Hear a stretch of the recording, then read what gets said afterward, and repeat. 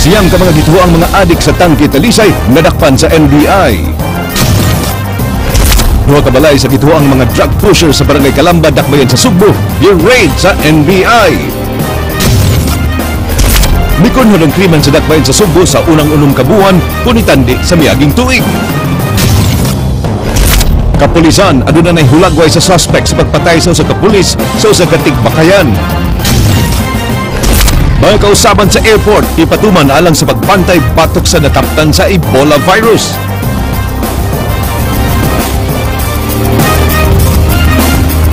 May hapon Sugbo, Kabisayan, aniya na mga balita, uban ang kinitibuk ang puwersa sa News 5 Cebu karong adlaw Huwebes, petsa 23 sa buwan sa Oktubre, tuig 2014. Ako si Glenn Soco. Amon nang ihatod ang masayong pagbalita inubanan sa mas komprehensibong impormasyon. Ako si Georgia Herrera.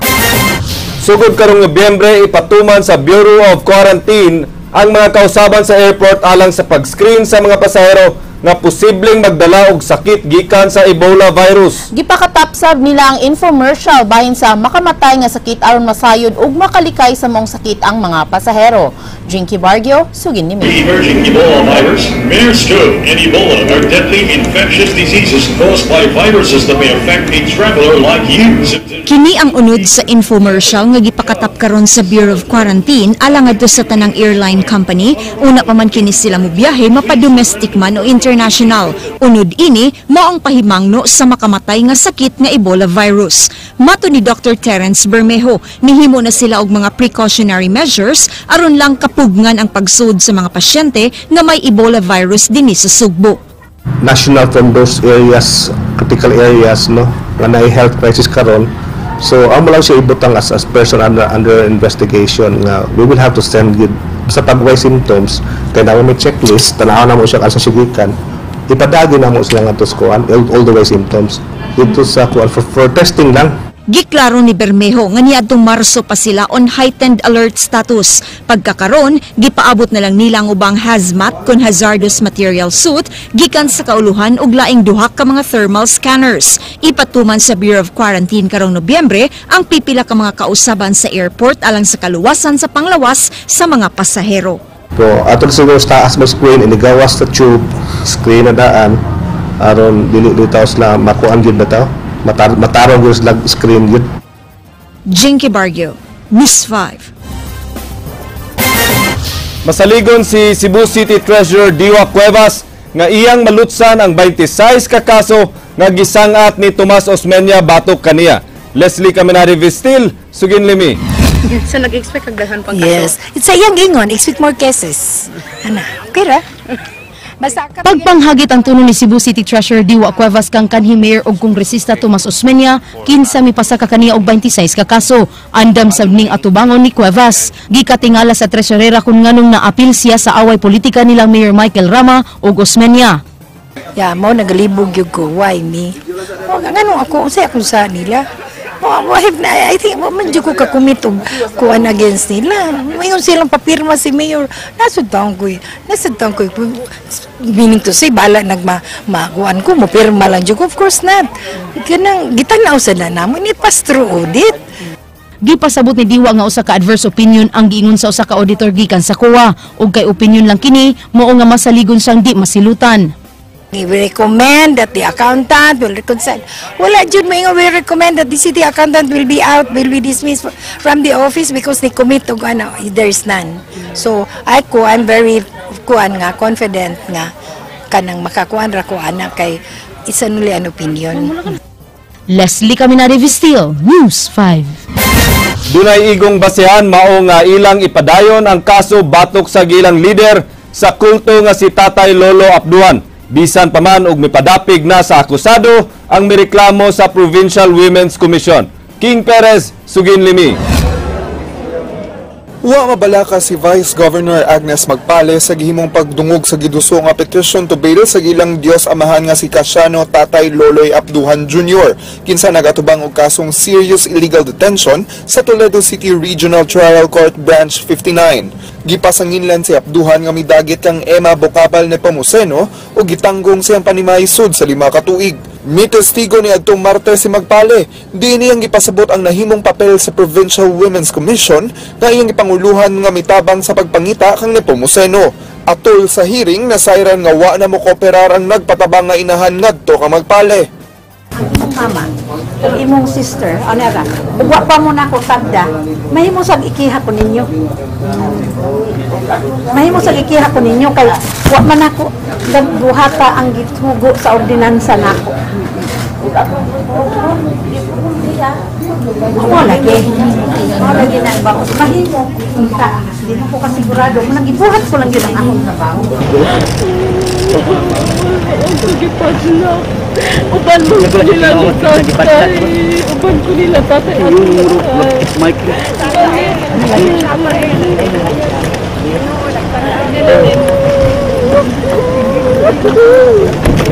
Dili nga ni kuan cooperate. Wa sad siya mo ingon nga, but the other sister is still one of the complainants, still cooperating with us. Alang ni Magpale, di na mahimong talikdan ang pagkiha kang apduhan, kay dunay mga igong ebidensya ang prosekusyon nga sad-an kini. Gawa sa usa ka doktor nga motestigong Stockholm Syndrome o pagdapig sa nagdagit kaniyang nasinati ni Emma, duna sa ilaing testigo nga dunay igong kasayuran sa pagdetain kang Emma. Giangkon sab sa Vice Gobernadora nga risgo gyud ang ilang atubangon sa matag higayon nga motabang sila sama sa pagbakwi sa reklamante. Gipasabot ni Magpale nga dunay technical working group ang PWC nga nagtuon sa kaso una pa kini nila gitabangan. Kuno galing di magmalampuson ang kasong serious illegal detention batok ang apduhan, manubag gihapon kini sa kasong murder human makiti ang patayng lawas sa 14 anyos na si Angelo Repuela. Now if we lose because of ingon ana, basta we have done our best and we will defend 9262. Dunggon karong Disyembre 2 ang ikaduhang hearing sa petition to bail ni Apduhan. King Perez, News 5. Ana sa stable condition ang kahimtang sa panglawas ni Cebu Archbishop Emeritus Ricardo Cardinal Vidal nga kasamtangang ana sa intensive care sa Perpetual Soccer Hospital. Kini gipahibaw ni Cebu Archbishop Jose Palma kinsa miduaw sa nasakit nga kanhi Arsobispo sa Sugbo. Giklaro usab ni Monsignor Joseph Tan nga dili grabe ang sakit nga pneumonia nga mitakboy sa Cardinal. I was here, I was with him this morning. He said, thank God, no? I am feeling okay, I am improving. So in that sense, we can only thank the Lord. To me, no? Okay siya. Ang ICU is normally where he is sent every time he comes to the hospital. Murag na mo gunay usa ka portion diya nga dunay attached room. Nga murag it's the sister's way of kanang honoring bitaw Cardinal Vidal as the former Archbishop. So it's like a VIP room for the Cardinal.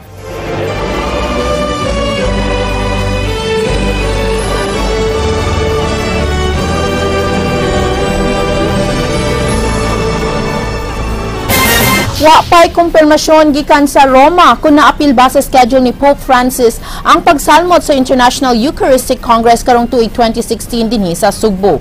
Leslie Caminada Vistil, Sugin Limin. Matud pa ni Cebu Archbishop Jose Palma nga karon pang buwan sa Nobyembre nila mahibaw-an ang final schedule sa Santo Papa. Adunay moabot nga opisyal gikan sa Roma nga maoy mo pahibaw kanila. No statement is made, pero I made mention din nga the people from Vatican are coming first week of November to finalize ang schedule. So siguro we'll just wait for that kay wala pa man og final nga statement as regards details of the Pope's schedule. Giawhag sab sa Executive Secretary sa ISC nga si Monsignor Dennis Villarojo sa pagtabang kanila nga mamahimong magmalampuson ang kalihukan. Gisugda na sab karon nilang Villarojo ang pagplano sa seguridad sa kalihukan bisan og layo pa. I'm encouraging young people and everybody, all Cebuanos, to be able to participate in the Eucharistic Congress. Kung dili maganita maarang kay 15,000 naman ang kabog maarang diya nga official delegate yun or official pilgrim. Kung muatenta sa uban ng mga activities nga naa sa gawas, like the opening mass, the procession, the parish encounter, no, og sa kuansad sa Statue Orbis, then we do so. No? Gi-turn over sa Smart Communication ang kapin 30 ka mga cellphones alang sa mga sakop sa committee sa ISC. Matud pa ni Senior Manager sa Public Affairs sa Smart Communication nga si Attorney Jane Parides, usa kini sa ilang gihatag nga pag-abag sa International Eucharistic Congress. Ang mga cellphone mo'y gamitong komunikasyon alang sa maong kalihukan. That will help them in their communications because communication is very important, diba? The PLDT group, composed of PLDT, ePLDT, Smart and Sun, are providing connectivity, leased lines, wireless phones, wireless lines, and phones and SIMs for the Congress officers. Leslie Caminadi Vistil, News 5.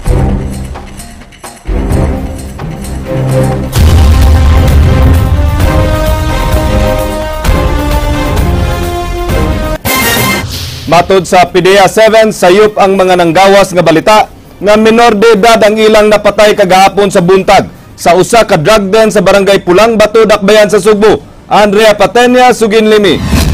Giklaro sa Regional Director sa Philippine Drug Enforcement Agency kung PDEA 7 Jeffrey Bangsa nga base sa ilang records, di menor de edad ang napusilan patay sa iyang mga sakop atol sa shootout sa ilang gipahigayong buy-bust operation sa Sitio Aroma, Barangay Pulang Bato kagahapon sa buntag. Matud pa, sukwahi isa ng gawas nga balita ang usa ka Jonas Buntuyan 15 anyos ang nakabsan og kinabuhi sa Tambalanan. Sa ilang records, ang namatay mao si Roland Limpag 32 anyos. Gitumbog nga si Limpag mao'y right hand sa subject sa ilang operasyon nga si Randall Minyoza nga nakaikyas.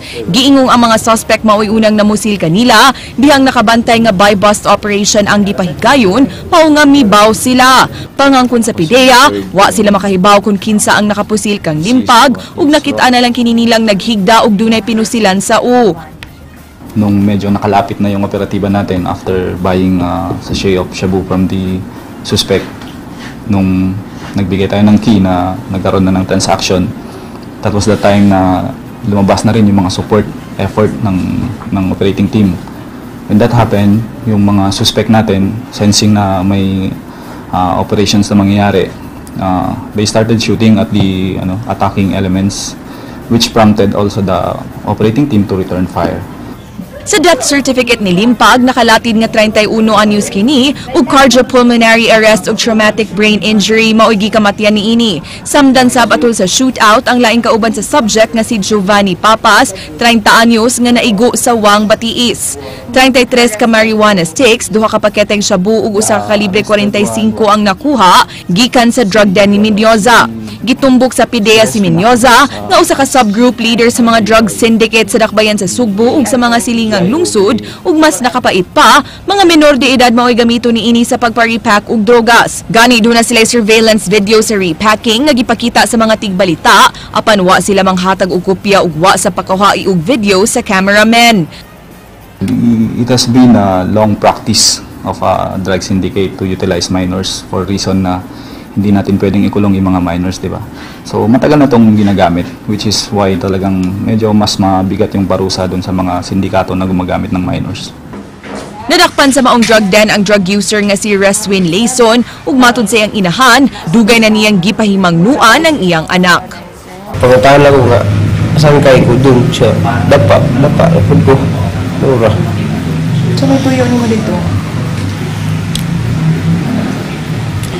Ngito mo, kuan, mo, kulit ba? Palit?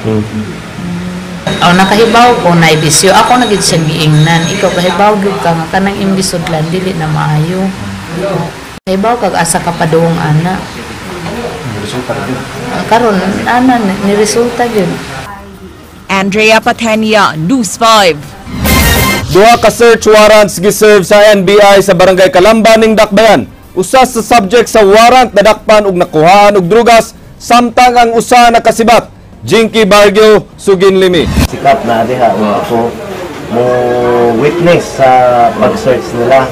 Bit-bit ang search warrant nga gi-issue ni Judge Wilfredo Navarro unang gironda sa mga sakop sa NBI 7 ang panimay ni Gringo Escopete dinhi sa sitio Mahayahay, Barangay Calamba ning syudad. Nakuha gikan sud sa Pinoy-anan ni Escopete kining usa ka bulto sa shabu nga gisud sa usa ka helmet. Mihimo og test buy kaniya ang mga sakop sa NBI natong Oktubre 14 nga miresulta sa pagpangronda kaganiha. Apan ang dinakpan nga si Escopete midepensa nga planted ang maong ebidensya. Distribution would be gikan sa bulto, i-distribute nito ginagmay sa mga kanan nila. Kolekta sila. Planted yun. Planted? Pero magamitin kang drugs? Dili. Pila ka metros ang gilayon gikan sa balay ni Escopete, gironda sab kining Pinoy-ana ni Nino Ramas, apan wa ang subject pagsud sa NBI kay nakasibat kini. Way nakuhang ginadiling droga sud siyang gisakan gawas sa duha ka mga armas nga 38 revolver ug Magnum 22 caliber pistol. Gihangop sa mga barangay officials ang aksyon sa NBI ug malaumon nga mohinay na unyang operasyon sa illegal drugs sa barangay Calamba. Usay sa kapiot sa atong mga barangay or sa sitio, di man gud kay ta ka kuan ba ka locate kung asa gyud ang kanang nagbaligya o ginadiling drogas ba dinhi sa atong barangay. Obserbasyon ako na menos na ang droga sa among barangay, dahil kusog kayo ang rate. Jinky Bargio, News 5. Gikustodiya karon sa NBI 7 ang siyam ka mga lalaking anaasud sa usa ka drug den sa barangay Tangkid sa Dakbayan sa Talisay. Atol sa ilang gihimong bypass operation mga alas 5 ganihang kadlawon. Ray King Perez, Suginlimi. 243 ka mga gagmayng pakete sa gituohang syabog mga kahimanan sa paggamit og drogas ang nasakmit gikan sa drug den sa barangay Tangke, Talisay. Siyam ka tawo ang gidakop atol sa maong operasyon sa mga ahente sa NBI nga naglakip ining usa ka minor de edad nga mihimakak sa mga pasangil. Matud niini nangatugra sila ni adtong tungura uban ang iyang duha ka mga kaubang tricycle drivers. Nadamay lang sila kay misudman silang gikatulgan ang wa mailhing lalaki nga nakit-an sa mga agent sa NBI nga gikan sa drug den. Tumimamong kaming tolo sir kung wala pa tong mudagan na kanang stripe sa balay na mo. Kung wala pa siya mudagan. Mungkin dah natulog po sila. Nakuad ba? Kay isubo ko dito. Tiunan ni. Sir, pasig siya sir. Ay alas 5 ng madaling araw, palaging coincidence yan eh. Alas 4 ng madaling araw, nagkataon na nandun lang sila lahat. Sud sa mubo nga panahon nga pagsusi sa gingong drug den, gisung dayon kini sa NBI gumikan sa kagrabe sa problema sa droga sa maong barangay, nga gingong gihimong distribution center sa drogas. Yan ang kuan yan, mga distribution ng kuan gumagamit. Ano yan eh, public notice na tangke na yan, ano. Kailangan natin pag-ibayuhin ng operation.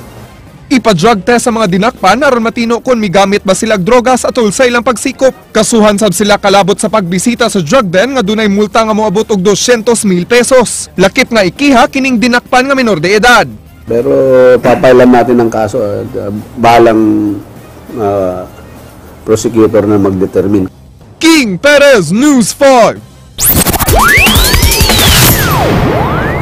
Gibisita ni Cebu City Mayor Michael Rama ang mga bukirang barangay sa Dakbayan sa Sugbo aron sa pagsuta sa kahimtang sa maong mga lugar.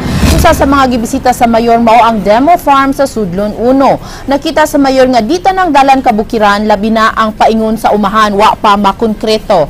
Mao nga nagplano si Rama nga mugahin og 2 million pesos sa pagkonkreto sa kadalanan sa kabukiran sa Dakbayan sa Sugbo. Segregated 200 million concreting, cementing, and that will be farm to market road. For mountain barangays? Mountain barangays na. All over Cebu, grapes. Pipila ka mga bagong facilities sa Provincial Hospital sa Dakbayan sa Bugo gibidisyonan kagahapon. Ang maong tambalanan usa sa mga giminosan og budget sa Kapitolyo sunod tuig kay mikita naman kinidungan sa kalambuan. Gisaksihan ang maong kalihukan ni King Perez.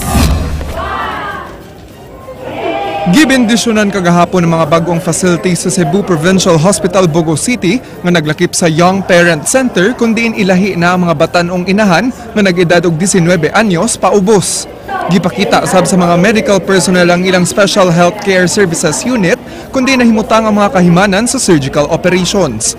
Lakip nga gibindisyonan kining luna nga tukuran sa 6-unit doctor quarters nga ginonate sa kagamhanan sa Bugo ang lunang katukuran niini diin 120,000 pesos ang kantidad matag unit. Ganyan to, ang awa ko yung nahimo, pagpalit ko yung ambulance. Kaya nga po mga pasyente din i-refer na tayo nato sa Presidente Soto. Okay, ang challenge kanino din sa Bogo City Population Hospital. May Bogo City Population Hospital, the best public hospital in the north. Usa ang provincial hospital sa Bugo sa tulo ka mga tambalanan nga giduma sa Kapitolyo nga dunay functional operating rooms. Tinguha ni Davide nga mahimong level 2 accredited hospital sa DOH ang mga provincial hospitals sa Bugo, Karkar ug Danao. Hopefully within our term of office mo muna kadagan magunin sila ng 16 kabukod, 4 provincial hospitals and 12 district hospitals. But already we were able to raise the level of 10 hospitals to 1, level 1. Gipasabot sab ni Davide kung nganong nikunhod ang pondo alang sa operasyon sa siyam sa 16 ka mga public hospitals ubos sa Kapitolyo suma sa 2015 proposed budget. Matud sa gobernador nga duna na may igong kita ang maong mga tambalanan, mao nga ihatag ang budget sa mas nanginahanglan nga mga tambalanan ang dugang subsidy. Mausab kini ang mahimong direksyon sa pag-subsidize sa operasyon sa 16 ka mga tambalanan kung mopadayon ang pag-increase sa kita nunot sa paglambo sa mga ospital. Well, yes, of course, meaning they're able to go on. But that's precisely nga nung naging unana na kay para po gatong hospitals nga dili wa kay ga-earn matabangan po ba. King Perez, News 5. Gisaulog sa mga sakop sa Court of Appeals Visayas ang ikanapu katuig nga kasumaran sa pagkamugna sa mong appellate court karong adlaw. Ang Chief Justice sa Supreme Court mao ilang bisita. King Perez, sugin ni Ming. Gipasigarbo ni Court of Appeals Presiding Justice Andres Reyes Jr. ang Court of Appeals Visayas. Isip labing maayo nga appellate court tibok nasud tungod sa daling pagresolba sa mga kaso sa ilang buhatan. Instead, we have shown that it is the people that define an institution. The station complement of the justices, staff, and other employees of the Court of Appeals Cebu Station have time and again rose above all obstacles. That the Visayas station is the best. And I have no reason to doubt that. Saludo sab si Chief Justice Sereno sa pag-agwanta sa mga huwes sa ilang lisod nga kahimtang karon. And we want to tell the rest of the Philippines that here in the Visayas, you have a Court of Appeals that regardless of the calamities that sometimes have befallen the area, regardless of their fiscal constraints, regardless even of the scantiness of the financial resources. Sunod tuig i-award sa Korte Suprema ang pagtukod sa 336.9 million pesos nga bagong Court of Appeals building sa luna sa SRP nga gidonate sa Dakbayan sa Sugbo.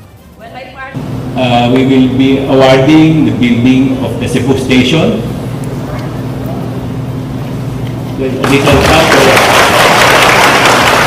and maybe in the next 2 years, maybe we will have a new Court of Appeals station, courtesy of the Supreme Court. We are all looking forward to the time when proudly in the great province and city of Cebu will stand an edifice that will embody the highest ideals of those who live in the Visayas. A proud edifice showing the grandeur of your aspirations, but also the grandeur of the beauty with which you wish to accord the dispensation of justice. Lakip sa makatuyuan ni Chief Justice Sereno sa pagduaw diri sa Sugbo karong adlaw mao ang pakighinabi sa makadagkuan sa Kapitolyo aron maresolba ang naguba nga Palace of Justice human sa linog. Buot bayluan sa Kapitolyo ang luna nga nahimutangan sa Palace of Justice sulod sa Capitol Compound ngadto sa nahimutangan sa kanhi Department of Agriculture Compound. Matud ni Chief Justice Sereno, nangita pa sila og kwarta nga ipatukod sa bagong Palace of Justice. Yung technical na usapin po hindi pwedeng matigil kasi kailangan ho natin ang unang-una safety ng ating mga kababayan. So hindi ho natin ilalagay sa alanganin ang buhay ng sinuman. So King Perez, News 5. Construction worker gipusil patay kagadi. Kalambigita niini sa illegal nga kalihukan maoy usa sa gitumbok nga rason nganong gipatay kini. Ray Pasaporte, Sugin Limi. Nagbayad dinhi sa karsada sa Guadalupe Village sa Barangay Punta Princesa, Dakbayan sa Sugbo. Si Luciano Tumayaw, 35 anyos, nga taga-sitio Nazaret sa barangay Buhisan.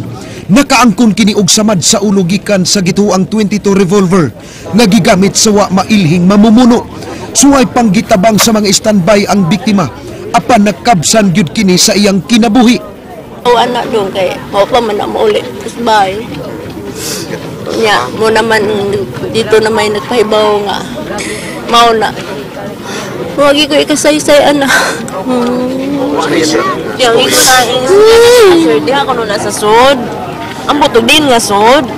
Nya kung umingon sila diha gipusil lang tanay dugo diha. Gialsa dagan naman nakakita gialsa ko no na diha ginawa pa kuno.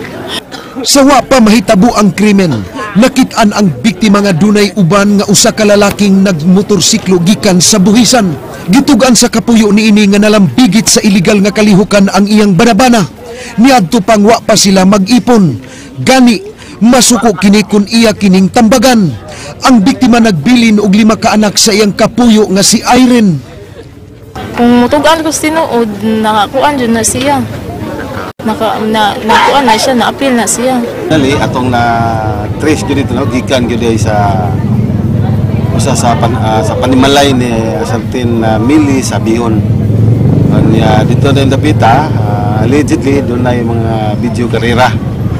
O dito na gisod o gibirahan ang mga biktima. Mao ni ron, doon na sa tayo nakuha information, no? Kining maong biktima engaged ni og drugs ko, no? Then nakadispal ko, so gisundan diya sa may karerahan. Ray Pasaporte, News 5. Personal nga kasungian ug dili work-related ang milabaw nga motibo sa pagpatay sa pulis sa lungsod sa Minglanilla niadtong Domingo sa Tigbakayan sa Barangay Lipata. Duna nay cartographic sketch ang kapulisan sa suspect. Andrea Patenya, Suginlimi. Miabot sa Cebu Provincial Police Office ang hepe sa Minglanilla Police, bitbit ang case folder sa kaso sa pagpusil patay sa ilang kauban nga si PO2 Omar Parajes sa Tigbakayan sa Barangay Lipata niadtong Domingo sa hapon. Buot i-report ni Police Senior Inspector Richard Gadingan ngadto sa iyang mga labaw nga nailhanan nila ang identity sa gunman nga mipatay kang PO2 Parajes. Gani duna na sila cartographic sketch ni ini base sa description sa mga testigo apan di usa kini nila ipagawa sa media kay padayon pa kini nilang gipangita. Gikalipay ni Gadingan ang maong kalambuan kay hapit na gyud nilang mahatagan og hustisya ang ilang kaubang gipatay. Actually, kana tay one suspect sa patay sa tong kauban sa PO2 Omar Parajes. Actually, we are tracking and locating sa suspect nato. So medyo hayag na gamay matagaan at hustisya atong kamatayon sa atong tawo. So sakit kayo mamadan tag kauban. Mato ni Gadingan, personal nga kasungian og di work-related mao ilang gitan-aw nga anggulo sa krimen. Giingon nga ang suspect nga dunay pagdumot kang Parajes, mausay nangunay sa pagpusil sa pulis. Ang personal dagan kun matap nato nga kuan motive ang personal either sa iyang katawo, sa iyang previous pa siya nasulod pagka-pulis nanal ba. So karon ma'am nanate suspect. Pwede na gatong makita gani pero ako ra pakita niyo ang nato para di sadya ato siya matandog. Dugang ni ini, dugay nang gireklamo ang maong suspect sa mga kaso sa pagpamusil apan wa lang mablotter. Sumbong murder ug robbery ang ilang isang at batok ni ini, kay humaniya po sila si Parajes, gikuha sab ang sling bag sa biktima nga dunay kwarta ug armas. Giklaro sab sa Minglanilla Police nga wa mi-apil sa Tigbakay si Parajes ni atong higayuna ug duna lang kini kakita alang sa giplanuhang negosyo. Apil siya ang tropa di mo po natin pusta na mataan. Siguro ako kakuan basta wala toy kuan siya. Narrative purpose dito. Yung purpose ka to dyan mamit yung iyang kailang makuhan sila sa kendo. Andrea Patenya, News 5. Nakatuna ang Criminal Investigation and Detection Group 7 human ma-dismiss og kaso o mao nga ipaubo sa Criminal Investigation Course, maghimog procedural manual ug mag-umol og Special Investigation Task Group alang sa dagkong kaso ang maong buhatan. Ryan Sorote, Suginlimi.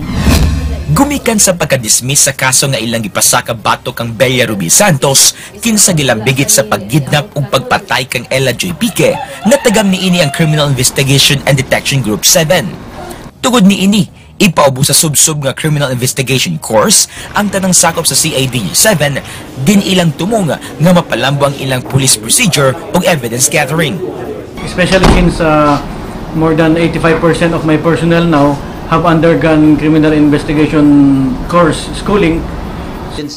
Kini ang nahimong rekomendasyon sa Regional Advisory Council ngadto sa hepe sa CADG7 nga si Senior Superintendent D.G. Posadas. Lagip nga gisugyot ang paghimo og labing unang procedural manual alang sa mga umulon nga Special Investigation Task Group alang sa mga dagkong krimen. Namatikdan sa CADG7 nga dunay higayon nga managlahi ang dagan ingon man resulta sa investigasyon sa mga sakop sa task group nga makapekto sa kaso. Offices nga even if there is a special investigation task group, there must be just one unit nga mag-head aning niya. Kinahanglan managsama ang mugawas nga resulta sa ilang mga investigasyon, hilabi na kon magkauban nila ang ubang mga law enforcement agencies. Doon na naunay tudloon nga tigpamaba ang task force aron di sab managlahi ang mugawas nga mga taho labot sa kaso. Samtang, may mo pang buhion ang ilang pag-imbestigar sa kaso ni Ella J. Pique kung itugan kini pagbalik kanila. The ideal case kung if you ask me kung pwede bang ma-open ang criminal case, pwede pa but Ryan Sorote, News 5. Mikunhod og 38% ang crime volume sa Cebu City Police Office sa unang tulo ka quarters karong tuiga kung itandi sa samang period ni adtong miaging tuig. Gikan sa 20,026 sa tuig 2013, mikunhod kini ngadto sa 13,583 karong tuiga.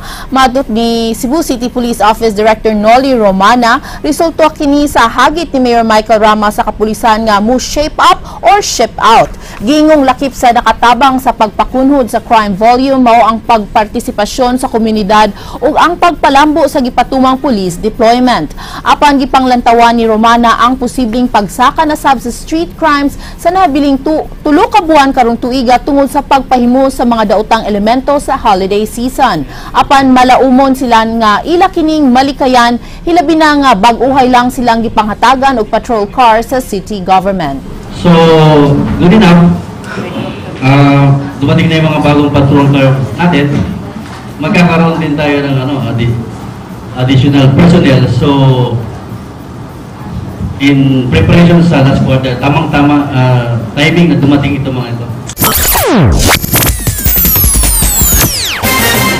San Beda Red Lions milampos pagkulit og 5-peat championship. Dihang ilang gitiwasan pagpildi ang Arellano University Chiefs sa Game 2 sa score 89-70 sa ilang best of 3 title series kagahapon alang sa NCAA Season 90 nga gipaygayon sa Mall of Asia Arena.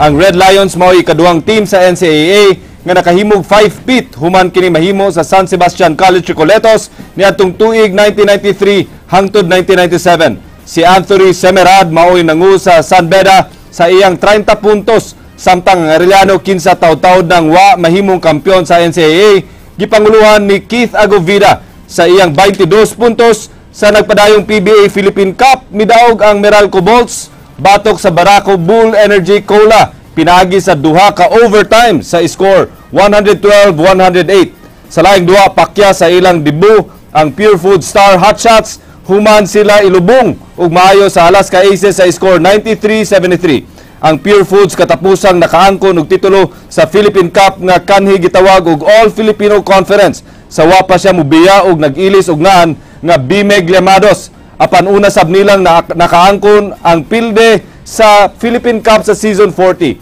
Ang Pure Food Star Hotshots mao ang kanhi Sanmig Coffee Mixers.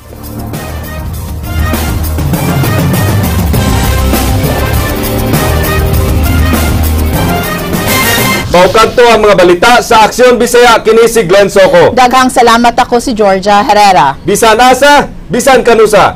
Kapatid, kay di lang kutob sa balita, aksyon!